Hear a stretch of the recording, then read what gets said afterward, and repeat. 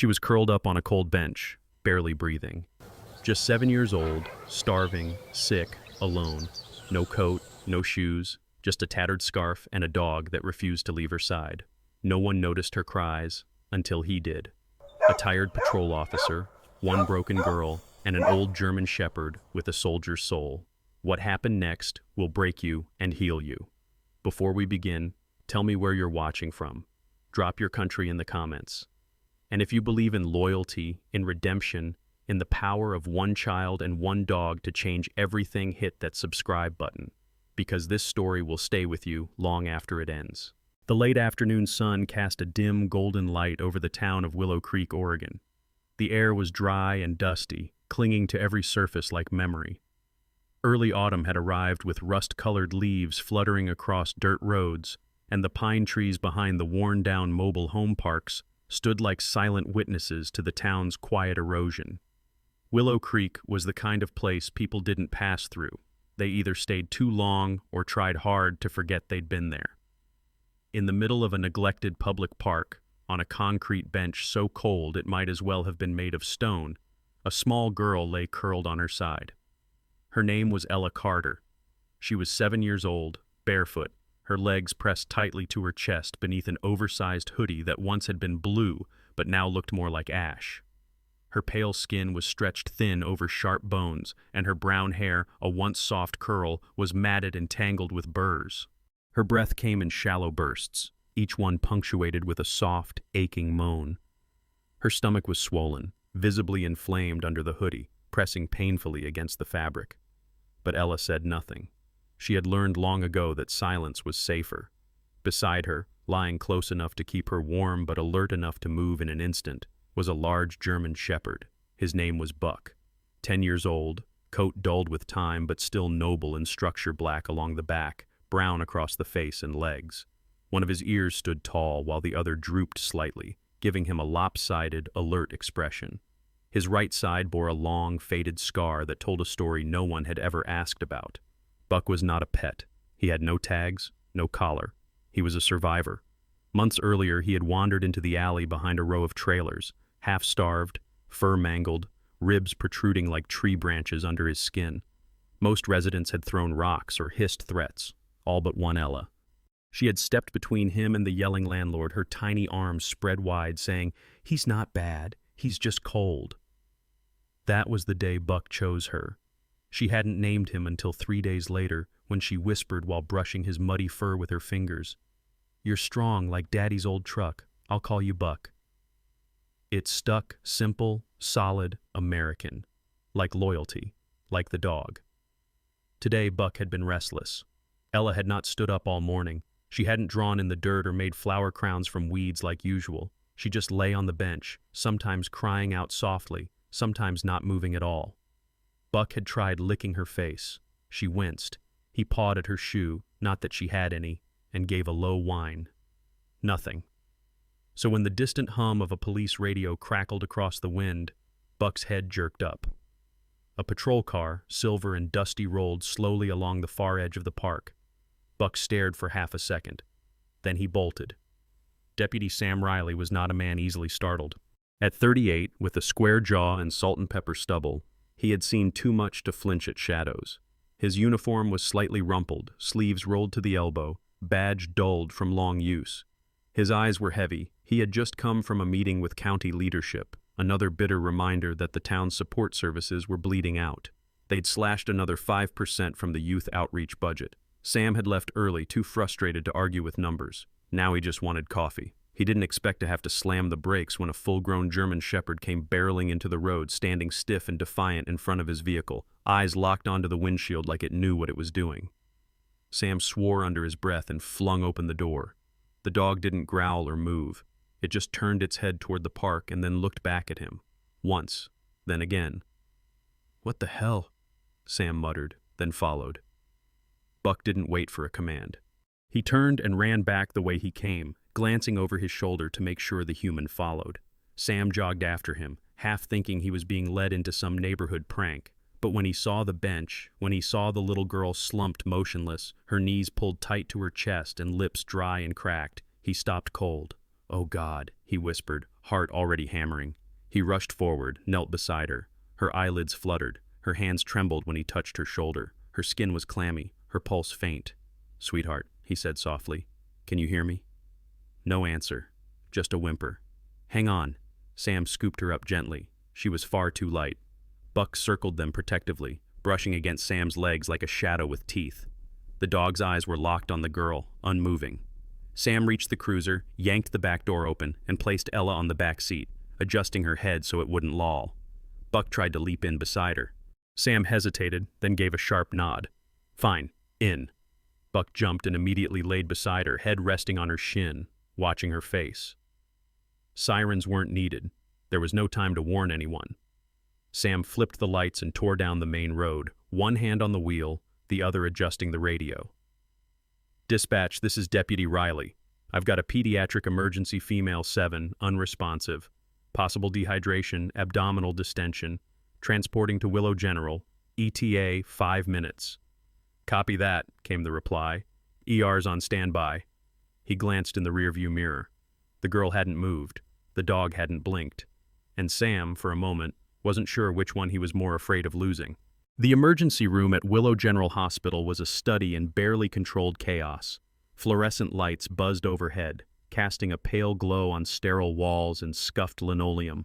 Nurses moved like clockwork, their shoes squeaking against the floor, their voices calm but urgent.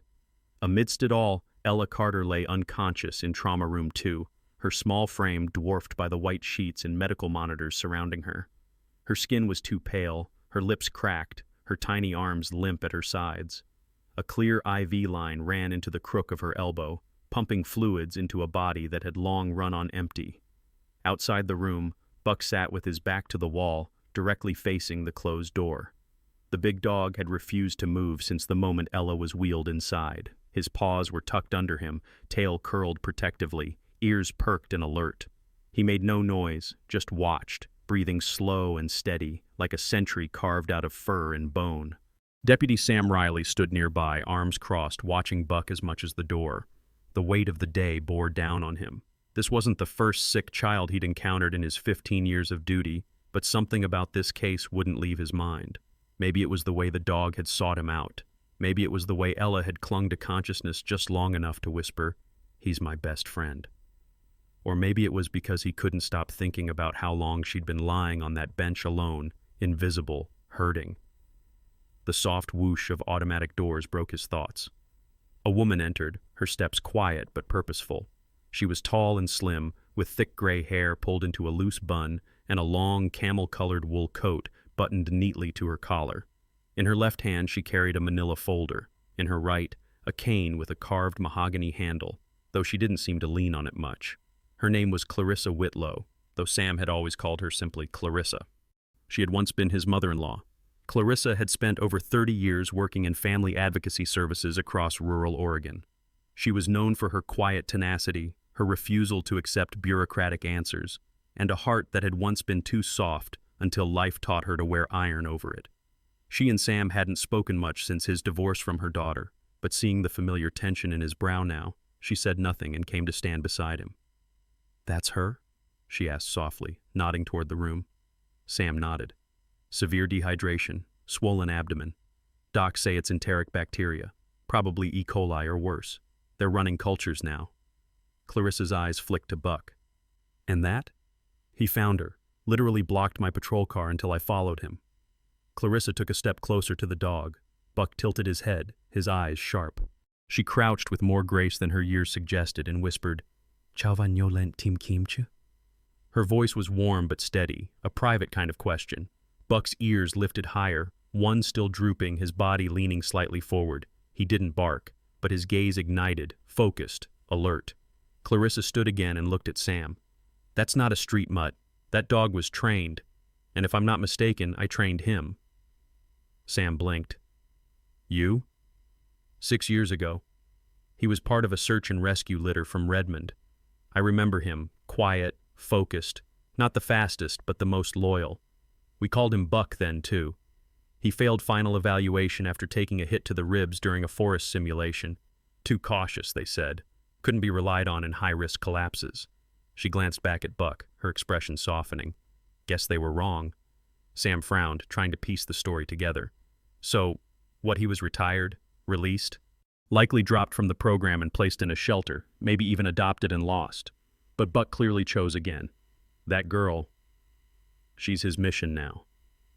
They stood in silence until the door opened and a nurse stepped out.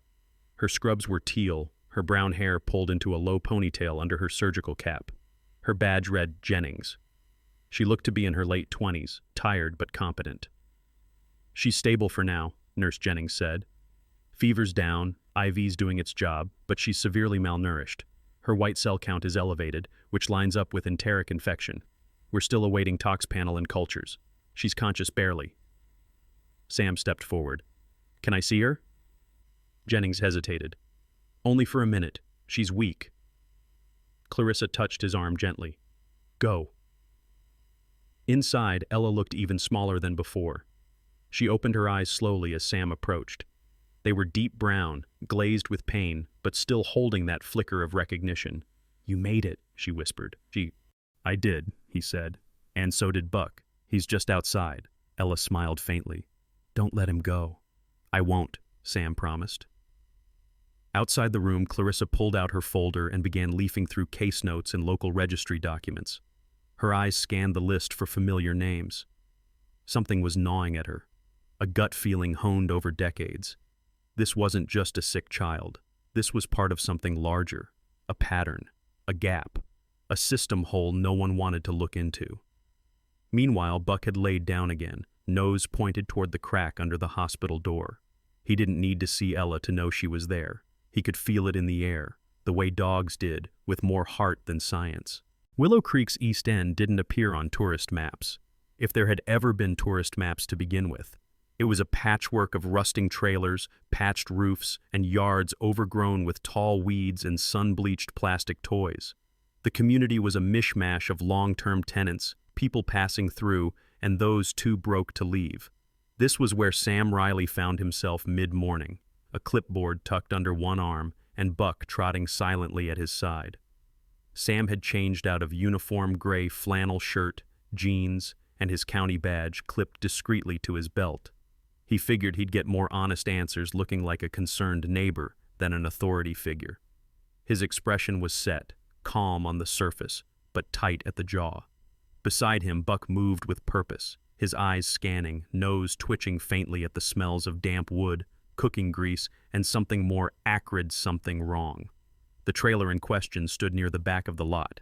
Number 17. Paint flaking like sunburned skin, a single porch step missing, plastic tarp half-nailed over a broken window. Sam stood at the edge of the gravel path leading to the front door and took a long breath before stepping forward. Buck sat back, watching. He knocked. No answer. He knocked again. The door wobbled but held. He could hear the distant echo of a dripping sink, a loose shutter clattering lightly in the breeze.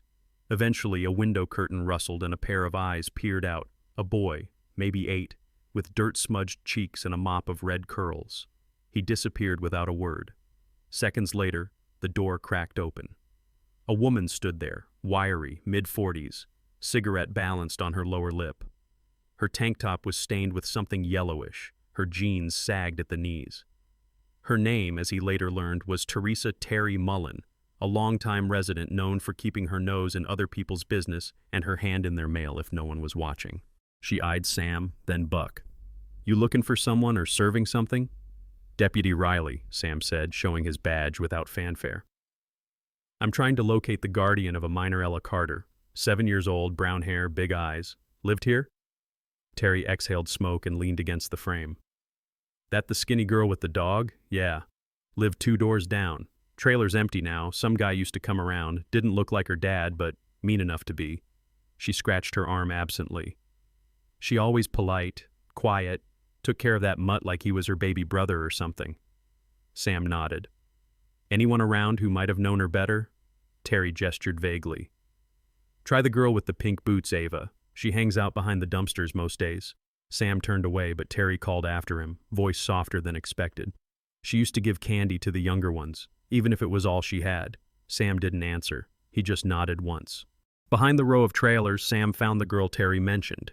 She couldn't have been more than 9, dark skin, long braids tied with mismatched ribbons, oversized hoodie pulled down over her hands. She was crouched beside a rusted bicycle missing its chain. When she saw Sam approach, she tensed, ready to flee. "I'm not here to get anyone in trouble," Sam said, keeping his tone level. "I'm looking for a girl, Ella, curly hair, big brown eyes." The girl didn't speak, but her eyes softened at the name. "She was nice," the girl whispered. "She shared candy with us, said sweets made bad days not so loud." Sam crouched to her level. "Do you know where she got her water from?" Ava hesitated, then pointed toward the side of trailer 17. "There's a pipe back there. Leaks, but she said it was better than the sink." Sam stood slowly.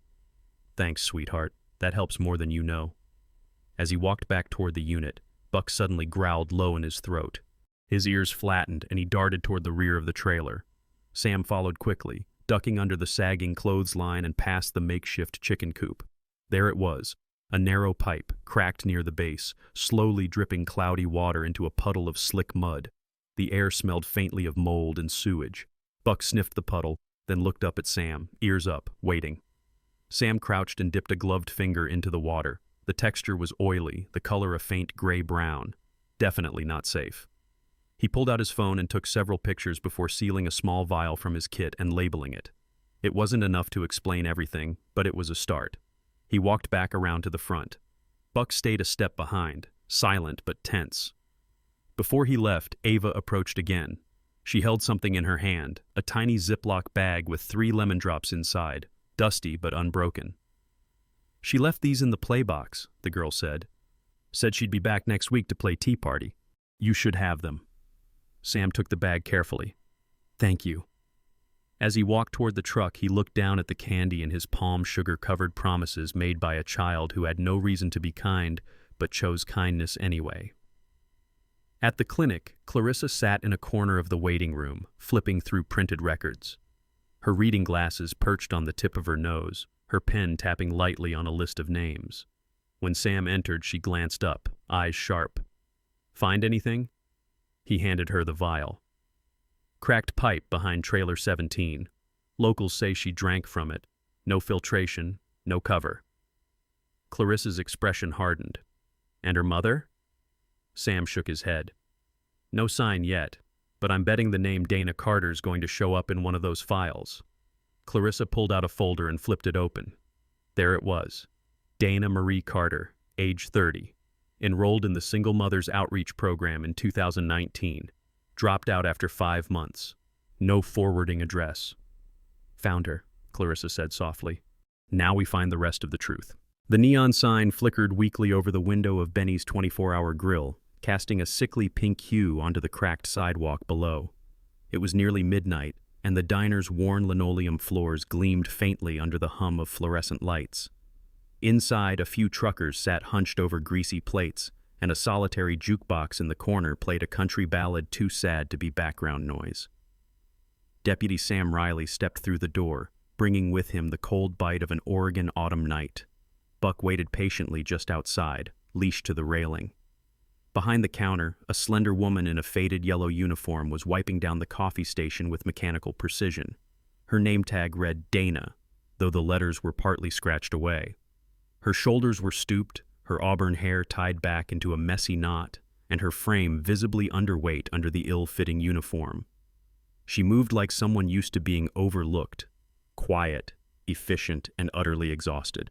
She didn't see him at first. Sam stepped toward the counter, his voice low but clear. "Dana Carter?" She froze mid-wipe, then slowly, very slowly, she turned to face him. Her eyes were a pale green, shadowed with sleeplessness and something harder to name. Wariness, perhaps, or guilt. Her cheek bore a faint yellowish bruise, half hidden beneath a layer of cheap foundation. "I'm Deputy Sam Riley," he said, softening his tone. "I'm not here to arrest you. I'm here about your daughter, Ella." Her breath caught, and her fingers tightened around the damp rag in her hand. "She's alive," he added quickly. "She's at Willow General. She's stable, but she's been very sick." Dana staggered back a step and gripped the edge of the counter. "Oh, God," she whispered, her voice cracking. Did she... She couldn't finish the sentence. "She's okay for now. But she was found alone in the park, dehydrated, malnourished, with a dog. That made her pause. "Buck?" she asked, almost to herself. Sam nodded. "He led me to her." Dana lowered her eyes. "He was the only one who stayed with her when I couldn't." Sam glanced around. The other customers were pretending not to listen. A waitress with silver hoop earrings and a cynical smile walked by, offering a pointed look toward Dana. "Let's talk outside," Sam said. They stepped into the chilly night, Buck rising immediately to his feet. Dana knelt beside him, burying her face into the fur of his neck. "Good boy," she whispered, tears falling silently. "You stayed. I knew you would." Buck pressed his head against her shoulder. Sam gave her a moment before speaking. "Dana, I need to ask, why was Ella alone?" She didn't answer right away. Her hand shook as she lit a cigarette, shielding the flame with cupped fingers. Her nails were chewed down, skin around them raw and red. "I was working. This job, another one at the gas station. Sometimes I take cleaning shifts in the mornings too. Rent's due every week. Food costs more than I can count. I tried to bring her with me once. The manager said no kids allowed in the kitchen. Said it was unprofessional." He waited. "She never complained," Dana went on, staring at the ground. "I'd leave snacks, water, turn on the cartoons. She had Buck. I told her to only drink from the faucet, but it broke 2 weeks ago. The landlord never fixed it. I didn't have the money. She must have used the pipe behind the trailer." Sam pulled something from his coat pocket, a crumpled receipt smeared with oil.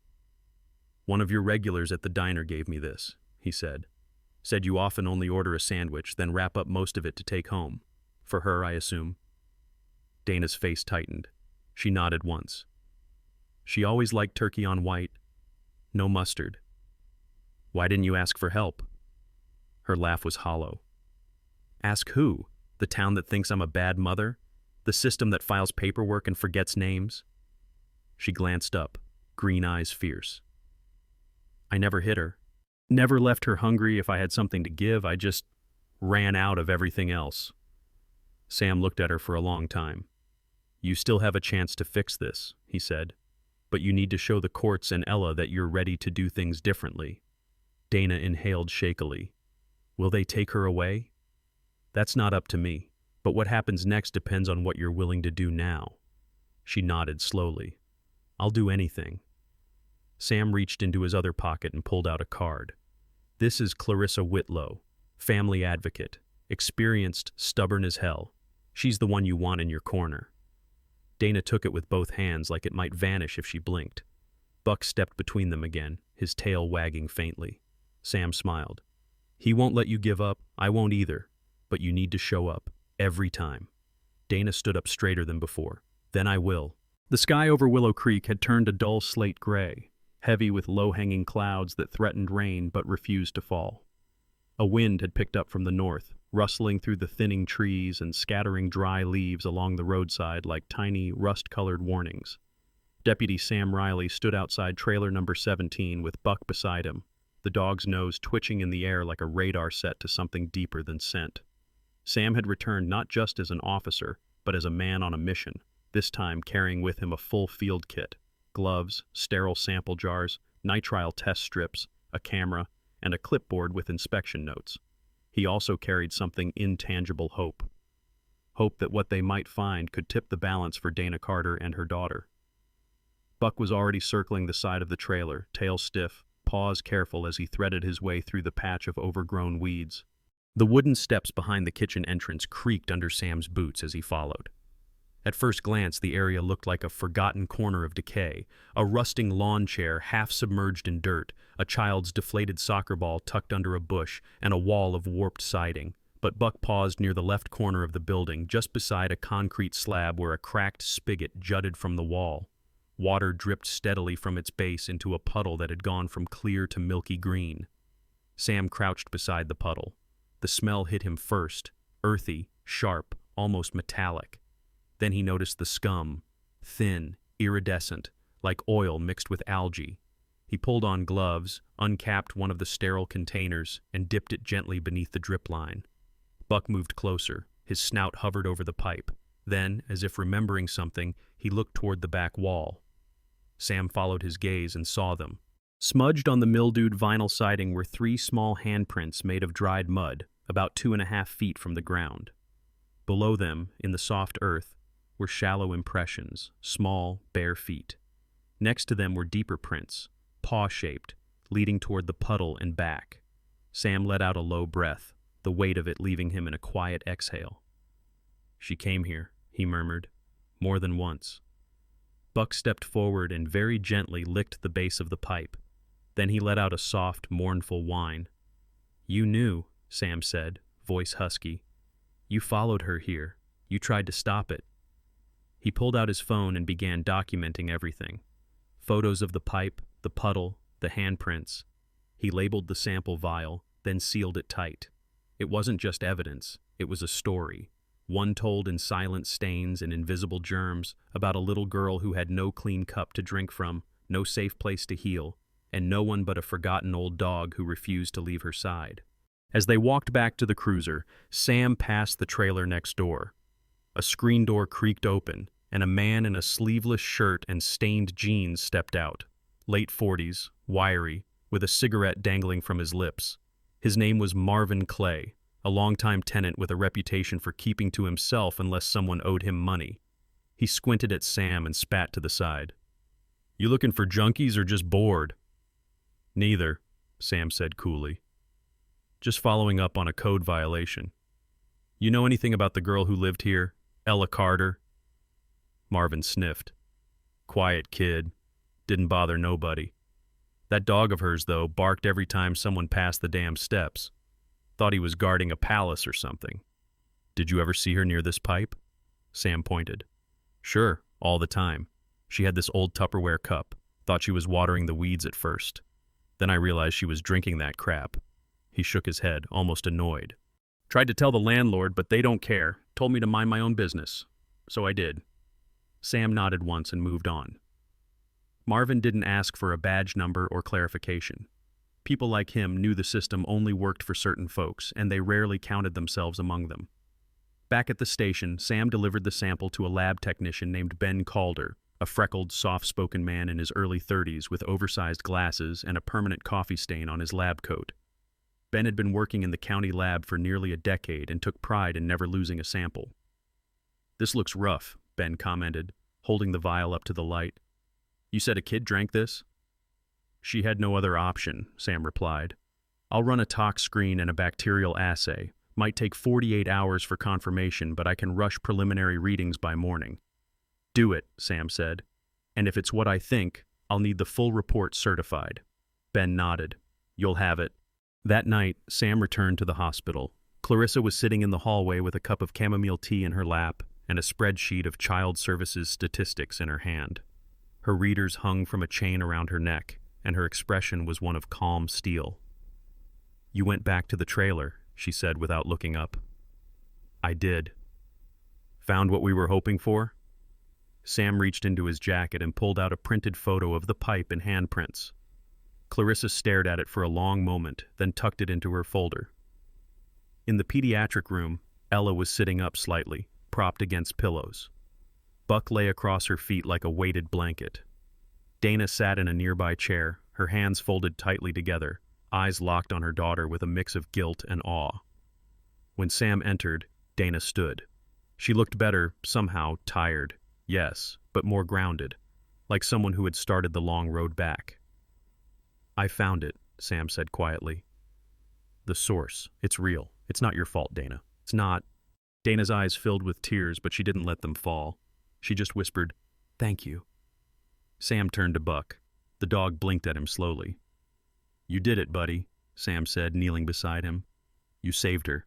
Again." Buck licked Sam's hand once, then rested his head back down on Ella's lap. The morning of the hearing dawned gray and uncertain. Mist hung over Willow Creek like a veil that refused to lift, shrouding the courthouse in a hush usually reserved for funerals. The brick building, chipped and faded, sat on the corner of Maple and 3rd, a relic of a better-funded past.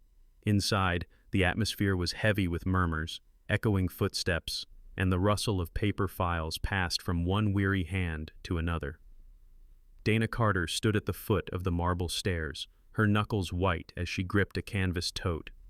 She wore a pale blue cotton dress, clearly second-hand but freshly pressed, with a tiny tear at the hem hastily stitched. Her hair, once stringy and dull from exhaustion, had been brushed smooth and pinned back with the last of her bobby pins. Her face was thinner now, sharper, but her eyes were dry and resolute. She didn't fidget. She didn't cry. She simply waited. Next to her stood Clarissa Bell, composed as ever in her charcoal coat and tortoiseshell glasses. The former social worker had worn the same scent for 20 years, lavender with a hint of sandalwood, and today it clung to her like armor. Her presence was understated but unshakable, a quiet force standing between Dana and the weight of the system. Inside the courtroom, a modest space lined with oak benches and a single worn seal of the state above the judge's chair, Deputy Sam Riley sat at the far left beside the prosecution table, a folder of evidence open in front of him. He wore his full uniform today, not just because of procedure, but because he wanted to remind the room, especially the judge, that this wasn't just a file. This was a child, a mother, a choice. At the center of it all, clutching Buck's neck as if it were the last stable thing in the world, was Ella Carter.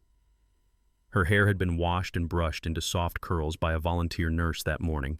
She wore a yellow cardigan over a faded pink dress with white socks and borrowed shoes that squeaked slightly when she walked. Buck, ever her shadow, stood calm and still at her side, his broad frame pressed protectively against her knee. He didn't bark. He didn't move. He simply existed, as if the breath in his lungs had been borrowed for her sake. The judge, Margaret Killian, was a woman in her early 60s with salt and pepper hair pulled into a tight bun. A former public defender, she was known for her compassion, but also her intolerance for excuses. Her gaze moved from Dana to Ella, then landed briefly on Sam before she leaned forward and cleared her throat. "Ms. Carter," she began, "do you understand the nature of today's hearing?" Dana stood, her voice steady but soft. "Yes, Your Honor, I do." "And do you acknowledge that your daughter was found in a public park, severely malnourished, alone, and suffering from an untreated illness?" "I do," Dana said, chin held high. "But I never abandoned her. I didn't know how bad it had gotten. I was working 2 jobs. I left her food. I called every night. She knows that." Ella suddenly stood, eyes wide. Buck rose with her. "She did call," Ella said, surprising the courtroom with her clear voice. "Every night. Even when I didn't answer, she left messages. When my stomach hurt, she said she wished she could take the pain for me. She didn't have food, but she gave me the last bread and wrapped it in her scarf. Mama never left me." The room fell silent. Even Judge Killian blinked slowly before adjusting her glasses. Sam rose next. "Your Honor," he said, stepping forward, "we've confirmed through lab analysis that the water source at the Carter residence was contaminated, specifically the one used by Ella. It was the direct cause of her illness. We photographed the site, collected physical evidence, and verified that this family had no access to safe drinking water. Furthermore, there is no record of prior abuse, and Dana Carter has no criminal history." He placed a folder on the clerk's desk. "She did the best she could in a broken system," Sam added, "but she never stopped being her daughter's mother." Judge Killian took the folder, flipping slowly through the photographs. The image of the leaking pipe, the small muddy handprints on the siding, and the recorded statement from Marvin Clay had all been neatly organized. Then she glanced again at Ella, still holding Buck, and finally turned to Clarissa. "Mrs. Bell, are you willing to take temporary custody if granted?" Clarissa stood, nodding once. "Yes, Your Honor. I've known Buck since his training days. He's stable, and Ella will be with someone familiar, someone safe. Dana and we've had our past, but I won't let it dictate the future." Judge Killian folded her hands, then leaned back. "Very well. In light of the circumstances, the court places temporary custody of Ella Carter in the care of Clarissa Bell, under weekly supervision from Child Services. Ms. Dana Carter is to be provided access to counseling, employment resources, and monthly evaluations. If in 3 months progress is demonstrated, this case will be reviewed for reunification." Dana's breath hitched. She pressed a hand to her mouth. It was both punishment and mercy, but mostly, it was a chance. The gavel struck once. After the session ended, the hallway outside the courtroom emptied slowly. Reporters hadn't come. No cameras. Just the quiet rustle of paperwork and the murmur of distant conversations. Sam waited by his cruiser, the autumn sun peeking faintly through the clouds. Dana walked out last, her steps unsure. She reached for the car door but paused. There, folded and tucked beneath the windshield wiper, was a piece of lined notebook paper, edges worn, handwriting familiar and strong. "You don't have to be alone anymore. S." She stared at it for a long moment before folding it slowly and pressing it to her chest. Across the lot, Buck turned his head and watched her, ears slightly lifted. Dana smiled at him, weak but real, then walked toward Clarissa's car where Ella waited, already waving. The leaves in Willow Creek turned gold faster than usual that year, as if nature itself hurried to shed the old and welcome something new. The morning air still held the crispness of October, but for once, it didn't sting, it woke. At 6:45 a.m. sharp, the front door of Clarissa Bell's modest blue house creaked open, and Ella Carter emerged wrapped in a second-hand pink puffer jacket, her curls tucked into a crocheted beanie. Her backpack too large for her frame bounced slightly as she walked down the steps. Buck followed closely, his leash clipped but loose, his tail swaying in a steady rhythm, ears alert but relaxed. This was their new routine. Clarissa's neighborhood school had agreed to let Buck accompany Ella to class under a special program for emotional support animals. Ella's attendance had been perfect for 3 weeks. The girl who once curled on a bench outside a police station, her face sunken and silent, now laughed at leaf piles and traced letters on frosty windows. She still didn't eat much. She still flinched at sudden noises, but she smiled more, and she trusted Buck as if he were the one who'd taught her how. Clarissa Bell stood at the window holding a steaming cup of mint tea, her silver hair loose over her shoulders. Retirement had softened her features, but her spine remained straight, her eyes still razor-sharp behind the reading glasses she often forgot to remove. A knitted shawl, one of many she'd made, was wrapped around her shoulders. She watched as Buck gently guided Ella down the walkway, then turned and returned to the kitchen, where the smell of toasted rye bread and warm butter filled the air. Sam Riley had arrived a few minutes earlier, invited for breakfast, on probation, as Clarissa called it. He wore civilian clothes, plain jeans, and a navy jacket, but still carried himself like a deputy. Observant, quiet, ready. He'd always been broad-shouldered, but lately, he looked more grounded, less alone. Across from him sat Dana Carter. Her transformation was subtle but undeniable. Her cheekbones were no longer hollow. Her eyes had color again. Her curly hair, once a nest of desperation, was clipped short now, easier to manage for her new job as a night shift janitor at Willow Creek General. She was still shy, still chose her words carefully, but the anxiety that once crept along her every breath had faded. In its place, a cautious hope bloomed. "I passed the first part of the parenting class," Dana said, tucking a strand of hair behind her ear. "They gave me this workbook on communication. It's got all these pictures for kids to point at when they don't have words yet." Sam smiled into his mug. Ella's always had words. She just saved them for when it mattered. At that moment, the front door burst open again. Ella came skipping in, cheeks pink, eyes bright. Buck followed, tongue lolling, a bit of leaf stuck to his tail. She clambered up to the kitchen stool and pulled out her napkin-wrapped lunch. "Guess what?" she chirped. "Ms. Reynolds says Buck can come for reading time on Fridays, and I can sit with the other new kids to help them feel safe." Clarissa raised an eyebrow. "And what does Buck say?" Ella turned to Buck, crouched beside her stool. "He says yes, as long as there's peanut butter." The room chuckled. Dana reached out, brushing a crumb from Ella's chin, a gesture so natural it paused everyone's breath. Dinner that evening was quiet. Clarissa had made turkey meatloaf and steamed green beans. Ella insisted on feeding Buck first, placing the smallest meatball into his bowl. "He always eats after me," she said matter-of-factly. "Even when I was sick, he waited." Clarissa's gaze flicked toward Sam, softening, the corners of her eyes glistening. No one spoke for a moment. Buck had been officially invited to participate in the school's pilot therapy program, originally designed for veterans and children with trauma. Ms. June Reynolds, the school counselor, had initiated the request after observing how other kids began opening up just by petting Buck. June was in her 40s, tall and lean, with a warm southern accent and a wardrobe of corduroy and faded denim. Her office smelled of vanilla and old books. The day she met Buck, he walked over and placed his head in her lap unprompted. She simply looked at him, tears forming instantly. "My brother had a dog just like him," she whispered. During the bad days, that dog was the only reason he ever got out of bed. That Friday, Buck lay on a blanket in the reading corner of Ms. Reynolds' classroom. Ella sat next to him, a picture book open in her lap. A boy named Ethan, recently transferred from a foster home, inched closer. He didn't speak much, but as Ella read, he reached forward and touched Buck's ear. Buck didn't move, just breathed, slowly, deeply, the kind of breathing that tells children, "You're safe now." Dana's nights were hard. Cleaning hospital floors wasn't glamorous, and her hands were raw from bleach. But every break, she texted Clarissa. Every lunch, she tucked a note into Ella's snack box. Every evening, she sat through videos about parenting, trust building, and how to explain apologies without making excuses. Sam sometimes joined her. He didn't push. He simply showed up. Once, he brought a tiny potted fern and said, "They're hard to kill, but still need light." "I'm not good at plants," she had whispered. "Neither am I," he replied, "but this one might surprise us." On Sundays, they all walked to the park. Clarissa stayed home to knit, but Ella insisted Buck needed fresh air. Dana didn't complain.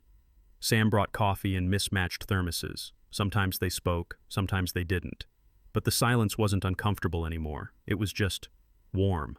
One Sunday, Ella picked a yellow leaf and handed it to Dana. "This is for when you're tired." Dana bent down, swallowing a lump in her throat. "Thank you, baby." "No," Ella said. "Thank Buck. He taught me what safe means."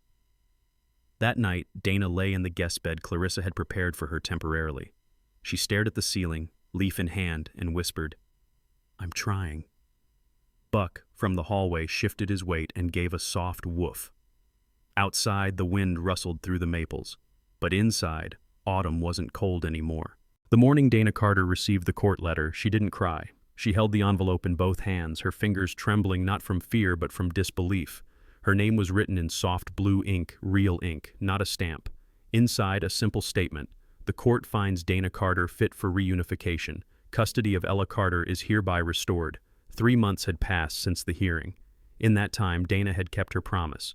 Not to the judge, not to Sam or Clarissa, but to Ella. She scrubbed hospital floors 5 nights a week at Willow Creek General.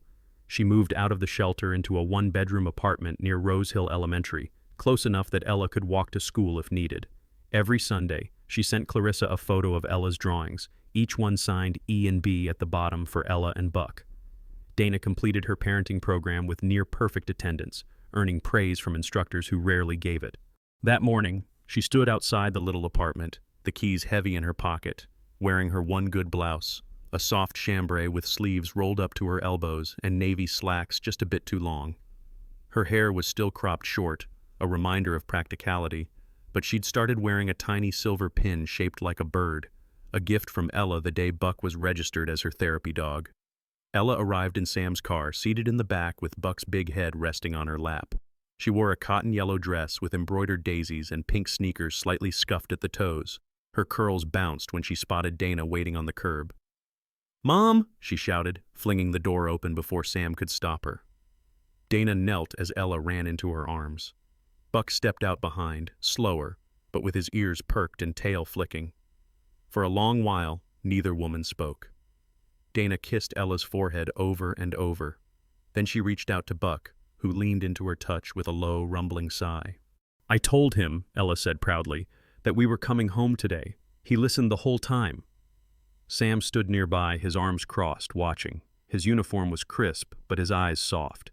Clarissa appeared a minute later, holding a cardboard box filled with Ella's sketchbooks, picture frames, and a worn stuffed bear missing an ear. Their new apartment wasn't large, 1-bedroom, a kitchenette, and a living area with faded blue carpet. But to Ella, it was a palace. The window had a view of the maple tree out front. The bedroom had a nightlight. And the pantry? Full of cereal, not just dry oats. Buck sniffed every corner before settling by the back door, his favorite spot in any room.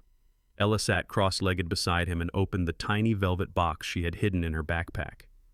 Inside was a leather collar, handmade, dark brown, with a metal tag etched in block letters.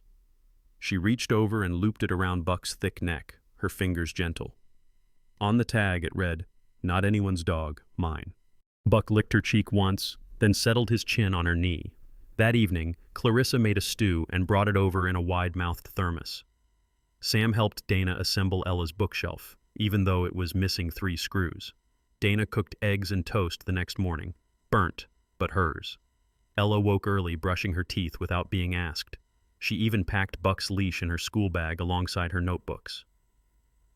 A week later, Ms. Reynolds, the school counselor, came by to finalize Buck's certification as an official emotional therapy dog. She arrived in her usual outfit, a worn plaid blazer over a pencil skirt, practical flats, and a clipboard too full for its clips. "He'll be working with more kids starting next month," she explained, kneeling to let Buck sniff her knuckles. "But Ella will always be his primary handler. That's the bond we certify first." Dana signed the final form with a hand steadier than she ever remembered having. Ms. Reynolds smiled and left, promising to follow up with the principal. That night, Clarissa stood in her doorway, holding a steaming cup of tea. Outside, the neighborhood hummed gently crickets, wind through leaves, the distant bark of a dog. From across the cul-de-sac, through the softly lit window of Dana's apartment, she could see Ella laughing. She wasn't just smiling, she was laughing. Uncontrolled, head-thrown-back laughter, as Buck rolled on his side and pretended to be defeated in a tug-of-war with a sock. Sam stepped up beside Clarissa, hands in his jacket pockets. "She's happy," he said quietly. Clarissa nodded, then looked at him with tired but shining eyes. "We can't save the whole world, Sam." He turned toward her, brow raised. "But today, we saved an entire universe." And in that silence, warm and deep, Buck raised his head as if sensing something larger than the room. He gave one short bark, no alarm, just acknowledgement. He was home. And this time, so was everyone else. Sometimes the smallest voices carry the loudest truths, and the gentlest hearts, whether of a child or a dog, lead us back to the light. This story reminds us that even when the world forgets someone, God does not. He sends help in unexpected forms: a scarred dog at the edge of a road, a broken mother finding strength, a stranger willing to care. These are not just coincidences, they are quiet miracles, proof that heaven is not far and love never truly leaves. In our everyday lives, may we have eyes to see the overlooked, courage to act with compassion, and hearts that believe in second chances. Because sometimes, the miracle someone needs might be you. If this story touched your heart, type Amen in the comments to bless Ella, Dana, and Buck, and all those still waiting for their miracle. Share this story with someone who needs hope today. Leave a comment if you've ever witnessed a moment of quiet grace. Subscribe to our channel for more stories that prove God's love shows up in even the darkest places. May God bless every soul watching this, especially you.